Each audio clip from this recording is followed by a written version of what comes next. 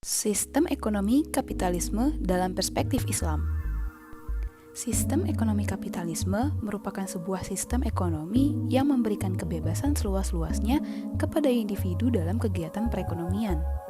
Sehingga dalam sistem ekonomi ini, individu memiliki keleluasaan dalam menerapkan kreativitas dalam perdagangan, industri, dan alat-alat produksi tanpa dibatasi oleh campur tangan ataupun peraturan pemerintah.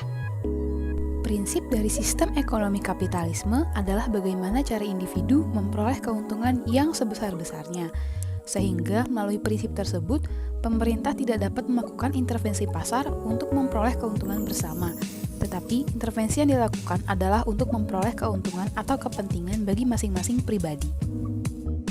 Adapun pandangan Islam terhadap sistem ekonomi kapitalisme terkait perangkat-perangkat yang digunakan dalam melakukan kegiatan perekonomian, salah satunya adalah perbankan, di mana pencairan paket stimulus ekonomi akan dilakukan melalui perbankan agar dapat mendorong peningkatan di sektor real melalui kredit perbankan.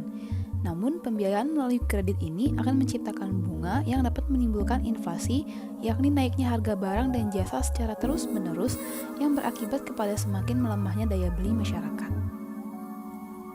Sedangkan dalam Islam, perbankan yang berbasis bunga tidak diperlukan, sebab bunga atau riba secara tegas telah diharamkan dalam Islam yang terdapat pada surat Al-Baqarah ayat 275-279 yang mengatur tentang hukum riba. Sebagai gantinya, Islam memberikan solusi kepada sistem ekonomi kapitalis terkait masalah pembiayaan, yakni segala bentuk pembiayaan akan dilakukan secara langsung oleh para investor kepada para individu yang membutuhkan modal melalui mekanisme kerjasama bisnis syirkah yang islami tanpa bunga, sehingga inflasi tidak akan terjadi sebagaimana dalam sistem ekonomi kapitalisme.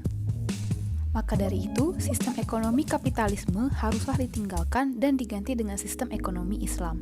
Karena dengan adanya bunga dalam sistem pembiayaan tidak akan dapat memberikan kesejahteraan bagi masyarakat.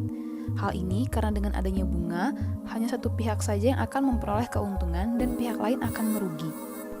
Dan sebagai umat muslim, kita tidak hanya membutuhkan keuntungan atau kesejahteraan dunia semata, tetapi membutuhkan kesejahteraan dunia akhirat atau falah. Dan untuk memperoleh hal tersebut, kita harus mematuhi segala perintah Allah dan menjauhi larangannya, termasuk dalam kegiatan ekonomi. Kita harus menjalankan kegiatan ekonomi sesuai apa yang telah disyariatkan dalam Islam yang tercantum dalam Al-Quran dan Al-Hadis. Alhamdulillahirrahmanirrahim. Sekian dari saya, Ayunda Maharani. Semoga dapat bermanfaat. Wassalamualaikum warahmatullahi wabarakatuh.